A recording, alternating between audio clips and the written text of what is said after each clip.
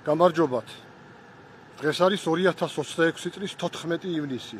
ვიმყოფები მესტიაში.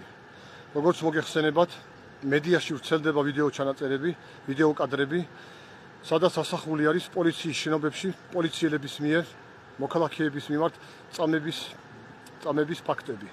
მაგრამ სანამ აღნიშნულ საკითხზე დეტალურად და სხვა საკითხიდან გამომდინარე სხვა საკითხებზე საუბარს დავიწყებდე, მოგიწოდებთ იმათ, ვისაც აქ ამ პლატფორმაზე, ამ აკაუნტზე ჩემი აქტიურობა საინტერესოდ და საზოგადოებისთვის სასარგებლოდ მიგაჩნიათ, რომ გამოიწეროთ, ანუ დააფოლოვოთ ეს აკაუნტი, დასვათ მოწონებები, ანუ ლაიქები და გააზიაროთ. იმ მიზნით, რომ თქვენ და უფრო მეტ ადამიანს, უფრო მეტი წვდომა რო გქონდეთ ამ აკაუნტზე არსებულ მასალაზე. როგორც მოგეხსენებათ, დიდი ხანი არ არის გასული მას შემდეგ, რაც გორიდან გავრცელდა ვიდეო კადრები, სადაც ადგილი ჰქონდა სასტიკ მოპყრობას პოლიციელების მხრიდან მოქალაქეზე. არ არის დიდი ხანი გასული და ახლა, როგორც მოგეხსენებათ, მედიაში კიდევ გავრცელდა კადრები, ამჯერად უკვე პოლიციის შენობებში, თუ როგორ სასტიკად უსწორდებოდნენ იმ კადრებში არის ასახული, თუ როგორ სასტიკად უსწორდებოდნენ პოლიციელები მოქალაქეებს. ახლა ეს ფაქტები ადასტურებს შემდეგს, რომ ვინც ამ პლატფორმაზე ამ აკაუნტზე ჩემს აქტიურობას თვალყურს ადევნებთ, გეცოდინებათ, რომ ამ თემებზე მე ვილაპარაკე გორიდან გავრცელებული კადრების შემდეგ, სადაც მე გამოვედი ინიციატივით ზემოხსენებული პრობლემის აღმოფხვრის მიზნით ახალი სამსახურის შექმნასთან დაკავშირებით. ახლა მე მინდა კვლავ ვილაპარაკო ზემოხსენებულ თემაზე და არა მხოლოდ. მას შემდეგ, რაც საქართველოს დამოუკიდებლობა მოიპოვა, ფაქტი არის, რომ მოქალაქეთა კავშირის პერიოდი და ედუარდ შევარდნაძის პრეზიდენტობის პერიოდი იქნებოდა. ნაციონალური მოძრაობის მმართველობის პერიოდი და მიხეილ სააკაშვილის პრეზიდენტობის პერიოდი, თუ ახლა ქართული ოცნება დემოკრატიული საქართველოს მმართველობის პერიოდი, ფაქტი არის, რომ მაშინაც და ახლაც ადგილი საკმაოდ ხშირად აქვს ადგილი პოლიციელების მხრიდან იქნება ეს პოლიციის განყოფილებებში, თავისუფლების აღკვეთის ადგილებში, ადმინისტრაციული პატიმრობის ადგილებში თუ სხვაგან დაკავებული, დაპატიმრებული თავისუფლება აღკვეთილი პირების მიმართ სასტიკ მოპყრობას სხვადასხვა ძალოვანი სტრუქტურების მხრიდან. რაც იმას მეტყველებს, რომ და ამას ადასტურებს სხვადასხვა კადრები, მოგეხსენებათ, რომ მსგავსმა ფაქტებმა გადამწყვეტი როლი შეასრულა 2012 წელს ნაციონალური მოძრაობის დამარცხებაში და ასე შემდეგ. მოგეხსენებათ, მოქალაქეთა კავშირისა და ედუარდ შევარდნაძის პრეზიდენტობის პერიოდში საკმაოდ ხშირად იყო ასეთი ფაქტები და ახლა როგორც ხედავთ, ახლაც უკვე ფაქტებს ემატება, რაც ადასტურებს, რომ წამებისა და არაადამიანური მოპყრობის ფაქტები ძალიან ხშირად არის შესაბამის დაწესებულებებში. გამოსავალი რა შეიძლება იყოს? როგორც ხედავთ, ასე დატოვება არ შეიძლება. ანუ, ასე ვთქვათ, მათი ნდობა არ შეიძლება. რა შეიძლება იყოს გამოსავალი?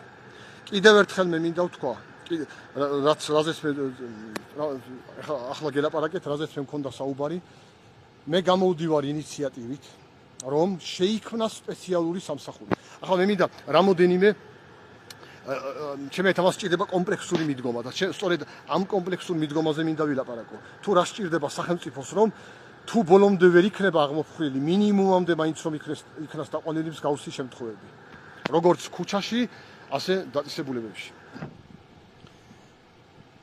გამოვდივარ ინიციატივით, რომ საქართველოს ორგანული კანონით შეიქმნას ახალი სამსახური, ორგანული კანონით, იმიტომ რომ უფრო მაღალი ორგანული კანონი მე მინდა მოგახსენოთ, რომ უფრო ზემდგომი ადმინისტრაციულ სამართლებრივი აქტია ვიდრე ჩვეულებრივი კანონი, ვიდრე კანონი და უფრო მყარი და უფრო მყარად რო იყოს იურიდიულად იმ სამსახურის საქმიანობა, შეიქმნას სამსახური, რომლის უფლება მოვალეობები იქნება დღეღამის ნებისმიერ პერიოდში, კვირის ნებისმიერ დღეს შევიდეს ნებისმიერ დაწესებულებაში, სადაც იმყოფებიან ან შეიძლება იმყოფებოდნენ დაპატიმრებული, დაკავებული, ადმინისტრაციულ პატიმრობაში მყოფი თუ თავისუფლება აღკვეთილი პირები, ხოლო ნებისმიერი წინააღმდეგობა ნებისმიერი წინააღმდეგობა იმ სამსახურის საქმიანობის გაწევაში, მაგალითად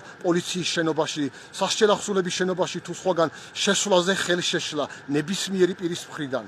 საქართველოს სისხლის სამართლის კოდექსში ჩაიწეროს ამასთან დაკავშირებით სპეციალური მუხლი და განეკუთვნოს განსაკუთრებით მძიმე კატეგორიის დანაშაულთა და მიენიჭოს განსაკუთრებით მძიმე კატეგორიის დანაშაულის სტატუსი და მე მინდა მოგახსენოთ, რომ საქართველოს სისხლის სამართლის კოდექსის თანახმად განსაკუთრებით მძიმე კატეგორიის დანაშაულად ითვლება ისეთი დანაშაული, რაზეც თავისუფლების აღკვეთის მაქსიმალური ოდენობა აღემატება 10 წელს და იყოს მაგალითად მსგავს დანაშაულზე 7-დან 12 წლამდე თავისუფლების აღკვეთა და ხანდაზმულობა მასზე, ანუ ხელშეშლაზე, ზემოხსენებული თანამშრომლების დაწესებულებაში შესვლაზე, იმისათვის რომ შეამოწმონ დაკავებული დაპატიმრებული თუ თავისუფლება აღკვეთილი პირის უფლებები ხომარი რღვევა, იყოს ან 15 წელი ხანდაზმულობა, ან ისევე როგორც წამების შემთხვევაში საერთოდ არ